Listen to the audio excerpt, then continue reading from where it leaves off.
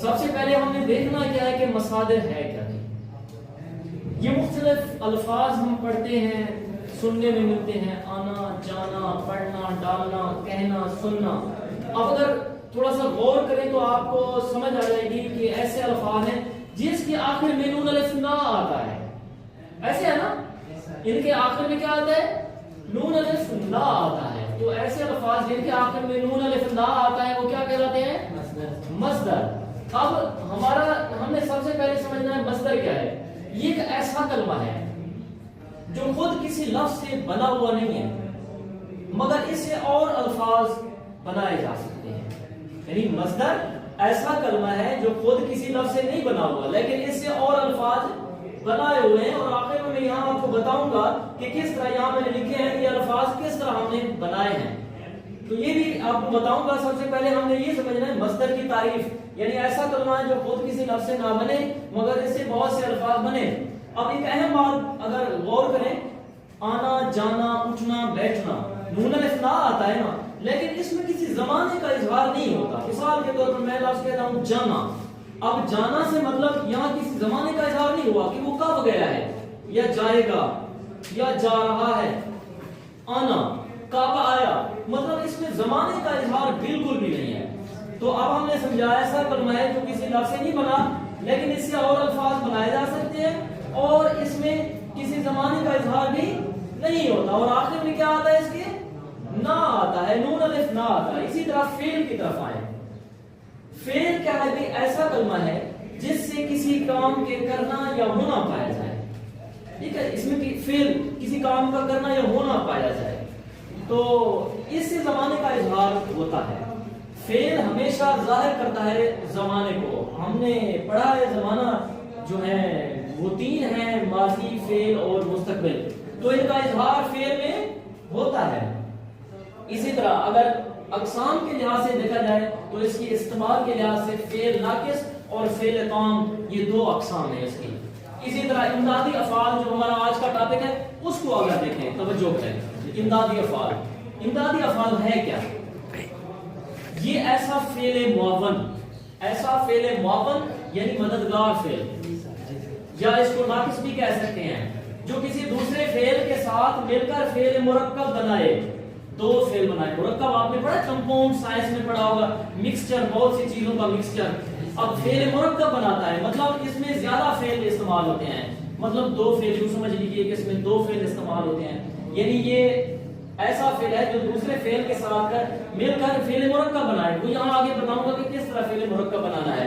اب آگے اگر غور کریں تو یہاں پر کہتے ہیں فعل کے مفہوم کو واضح کرتا ہے. اس کا مقصد کیا ہوتا ہے؟ فعل کے مفہوم کو، اس کے معنی کو وضاحت کے ساتھ بیان کرنا. فعل کے بعد اور جملہ کے آخر میں آتا ہے.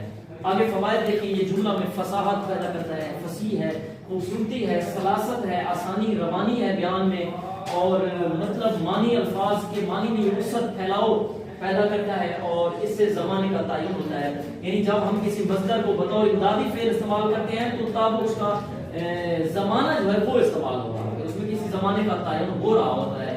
تو تکمیل کی کیفیت ہے، پہلے یہ لفظ نامکمل ہوتا ہے، آنا جانا پڑھنا ڈالنا. جب ہم اس کو امدادی فعل کے طور پر استعمال کرتے ہیں تو اس سے زمانے کا اظہار ہو جاتا ہے اور جملہ بھی مکمل ہو جاتا ہے، بات بھی مکمل ہو جاتی ہے. اسی طرح شامل نصاب امدادی افعال یہاں میں لکھے تقریباً 18 ہے اور آپ لوگ اگر انہی پر فوکس رکھیں تو آپ کے 5 نمبر آسانی سے مل سکتے ہیں.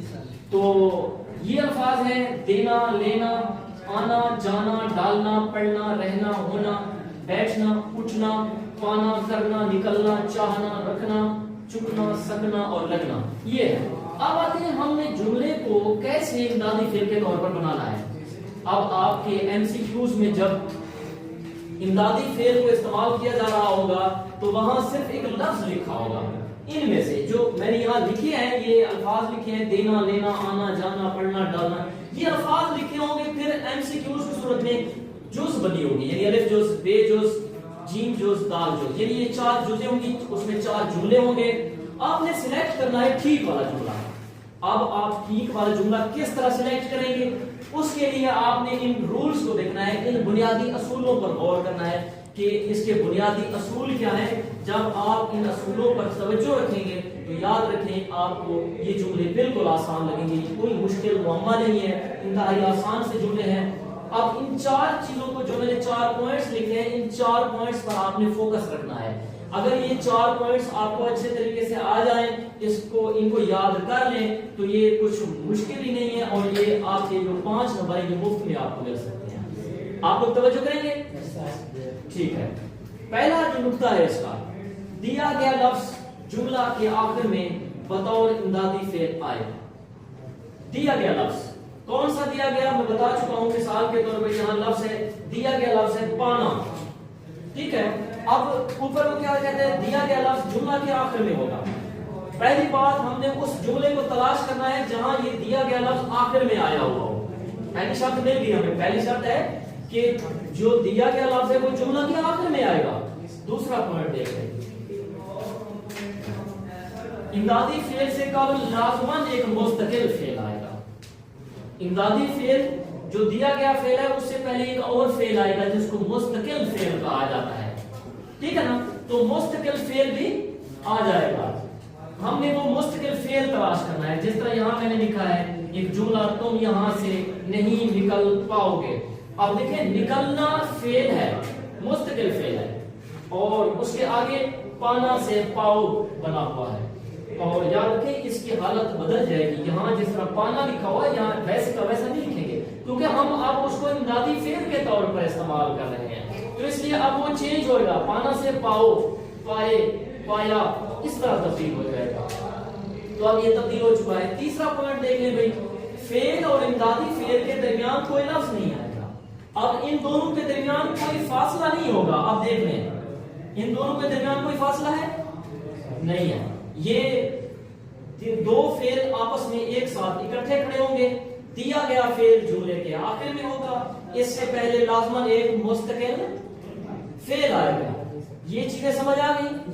یعنی دو فعل ایک ساتھ, دیا گیا فعل آخر میں, اس سے پہلے ایک مستقل فعل, اور ان دونوں کے درمیان کوئی فاصلہ نہیں ہوگا, یہ ایک ساتھ کھڑے ہوں گے.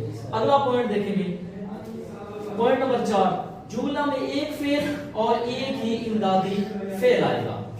یعنی اب پورے جملے میں دو فعل ہوں گے, ایک وہ فعل جو دیا گیا ہے اور دوسرا وہ فعل جو مستقل فعل ہے اس سے پہلے آئے گا. صرف دو فعل ہی آئیں گے, اس کے علاوہ کوئی نہیں ہوں گے.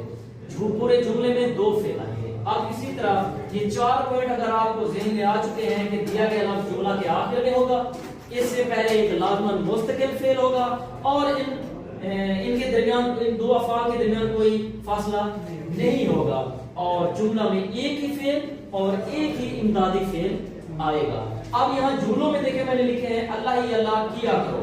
اب کرنا سے کرو, کیا, دو فعل ایک ساتھ کھڑے ہیں. اسی طرح نکلنا, دیوانہ جنگل میں جا نکلا.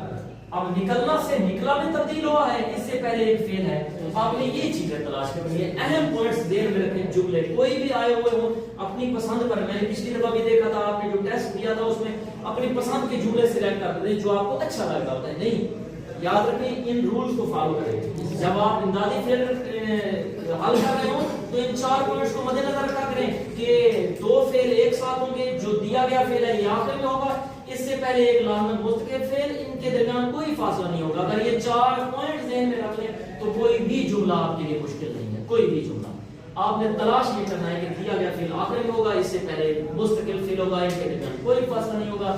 یہ 4 چیزیں کلیئر ہوں گی, آپ کا جو لیکچر ہے وہ سارا کمپلیٹ ہے. آپ کو کوئی بھی مسئلہ نہیں ہوگا, کسی قسم کا جملہ دیا جائے کوئی فرق نہیں پڑے گا. اسی طرح دیکھیں چاہنا, آپ کیا کھانا چاہتے ہیں, کھانا بھی ایٹن فعل ہے, چاہنا سے چاہتے, دینا اس نے اپنا کام مکمل کر دیا.